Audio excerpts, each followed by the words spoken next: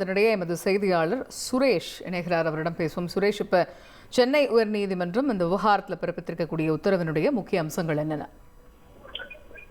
வணக்கம். அதாவது அண்ணா பல்கலைக்கழக மாணவி பாலியல் வன்கொடுமை தொடர்பான வழக்கை சிபிஐக்கு மாற்ற வேண்டும் என்ற கோரிக்கையுடன் தாக்கல் செய்யப்பட்ட வழக்குகள் நீதிபதிகள் எஸ்.எம். சுப்பிரமணியம் மற்றும் லட்சுமி நாராயணன் அடங்கிய அமர்வுள்ள விசாரணைக்கு வந்தது. ஏற்கனவே அதாவது நேற்றைக்கு இந்த வழக்கு விசாரணைக்கு வந்த போது இந்த முதல் தகவல் அறிக்கை வெளியானது குறித்த ஒரு கேள்வி நீதிமன்றத்தில் முன்வைக்கப்பட்டது.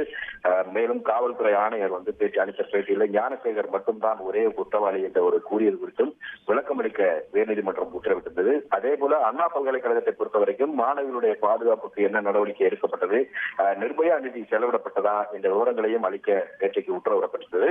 இந்த அடிப்படையில் இன்றைக்கு வழக்கு விசாரணைக்கு வந்தபோது தமிழக அரசு தரப்பில் அதாவது உள்துறை செயலாளர் சார்பில் ஆஜரான தமிழக அரசின் தலைமை வழக்கறிஞர் பி.எஸ். ராமன் தன்னுடைய வாதத்துல முதல் தகவல் அறிக்கை வெளியிடப்பட்ட விவகாரத்தை பொறுத்தவரைக்கும் CCTNS என்ற முறைப்படி இந்த முதல் தகவல் அறிக்கை இணையதளத்தில் பதிவேற்றம் செய்யப்படும்.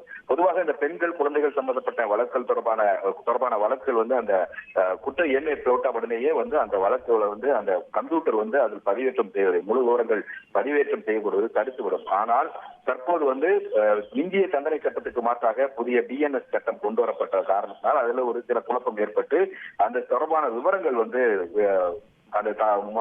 அந்த முதல் தகவல் அறிக்கை இணையதளத்தில் வெளியாகிவிட்டது. இருந்த போதும் உடனடியாக அது முடக்கப்பட்டது. அந்த இடைப்பட்ட சில நொடிகள்ல இந்த முதல் தகவலினுடைய அறிக்கையுடைய விவரங்களை சிலர் தெரிந்திருக்கிறார்கள். அதாவது 14 பேர் வரைக்கும் இந்த சிட்டிசன் போர்ட்டல் என சொல்லப்படக்கூடிய அந்த போர்ட்டல்ல இருந்து இந்த முதல் தகவல் அறிக்கையை பார்த்திருக்கிறார்கள். அவர்கள் மூலமாகத்தான் இந்த முதல் தகவல் அறிக்கையானது கசிந்திருக்கிறது என்ற ஒரு வாதத்தை தமிழக அரசின் தலைமை வழக்கறிஞர் தெரிவித்தார். மேலும் இந்த போலீசார் முதல் தகவல் அறிக்கை பதிவு செய்யப்படக்கூடிய வழக்குல விசாரணை நடைபெற்று வருகிறது. காவல்துறை இந்த முதல் தகவல் அறிக்கையை கசிவிட செய்யவில்லை. இது சம்பந்தமாக ஆணிவேர் வரைக்கும் விசாரணை நடத்தப்படும் என்றும் அரசு தலைமை வழக்கறிஞர் தெரிவித்தார். மேலும் இந்த குற்றத்தில் ஈடுபட்டவர் கைது செய்யப்பட்ட போது மற்றொருவர் சம்பந்தப்பட்டிருப்பதாக பொறுத்த வரைக்கும் சம்பந்தப்பட்ட நேரத்துல அந்த குற்றவாளி தன்னுடைய மொபைல ஏரோப்ளைன் மோடுல வைத்திருந்தார். அதனால அவர் யாருக்கிட்டையும் பேசியிருக்கிறாரா இல்லையாங்கிறத அவருடைய மொபைலை வாங்கி அதுல ஆய்வு செஞ்சாதான் முழுமையான விசாரணை விவரங்கள் தெரிய வரும் என்று தெரிவித்தார். அது மட்டுமல்லாமல் காவல்துறை ஆணையர் செய்தியாளர் சந்திப்பை நடத்த முடியுமா என்ற ஒரு கேள்வியை நீதிமன்றம் எழுப்பியிருந்த போது இதுவரைக்கும் அந்த விதிகளின்படி அவர் செய்தியாளர்களை கூட்டத்தை நடத்துவதற்கு எந்த தடையும் இல்லை.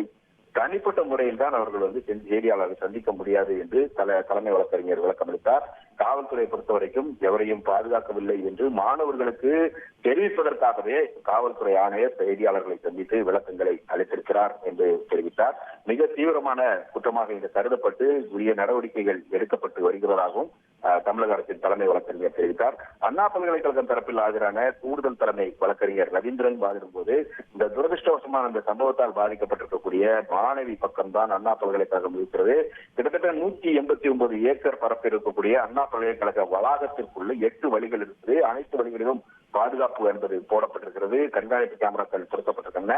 988 கண்காணிப்பு கேமராக்கள் பொருத்தப்பட்டிருக்கிறது. அதில் 849 கேமராக்கள் முழுமையான செயல்பாட்டில் இருக்கிறது. இந்த கேமராக்களுடைய செயல்பாடுகள் மாதந்தோறும் கண்காணிக்கப்படுகிறது, ஆய்வு செய்யப்படுகிறது என்ற ஒரு விளக்கத்தை அண்ணா பல்கலைக்கழகம் தரப்பில் ஆஜரான கூடுதல் தலைமை வழக்கறிஞர் தெரிவித்தார். மட்டுமல்லாமல் தற்போது இந்த கண்காணிப்பு கேமரா பதிவுகள் முழுவதும் காவல்துறை வசம் ஒப்படைக்கப்பட்டு இந்த முழு விசாரணைக்கு அண்ணா பல்கலைக்கழகம் முழுமையான ஒத்துழைப்பை வழங்கியிருக்கிறது. பாதிக்கப்பட்ட மாணவி அண்ணா பல்கலைக்கழகத்தில் தொடர்ந்து தன்னுடைய படிப்பை தொடர்வார். அதற்கு எந்த ஒரு இடையூறும் இல்லாமல் அண்ணா பல்கலைக்கழகம் நடவடிக்கை எடுக்கும் என்ற ஒரு உறுதியையும் அரசு தரப்பில் அண்ணா பல்கலைக்கழகம் தரப்பில் தெரிவிக்கப்பட்டிருக்கிறது.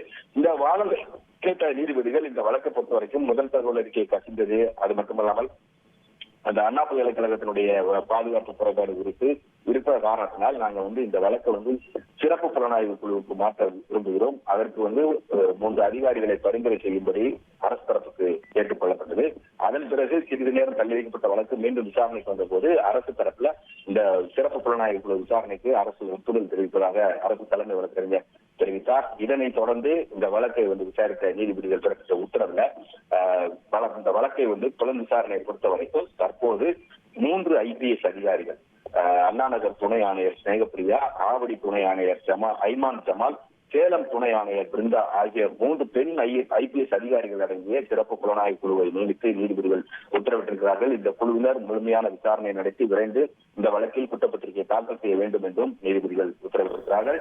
இது மட்டுமல்லாமல் பாதிக்கப்பட்ட அந்த மாணவிக்கு இடைக்கால இழப்பீடாக 25 லட்சம் ரூபாயை வழங்க வேண்டும் என்று தமிழக அரசுக்கு உத்தரவிட்டிருக்கிறார்.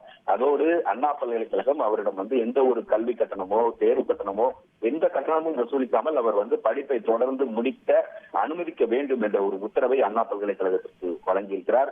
இது மட்டுமல்லாமல் மாணவிக்கும் மாணவனுடைய குடும்பத்தினருக்கும் தேவையான பாதுகாப்பை வழங்க வேண்டும் என்று தமிழக DGPக்கும் உத்தரவிட்ட நீதிபதிகள் இந்த வழக்கை முடித்து வைத்திருக்கிறார்.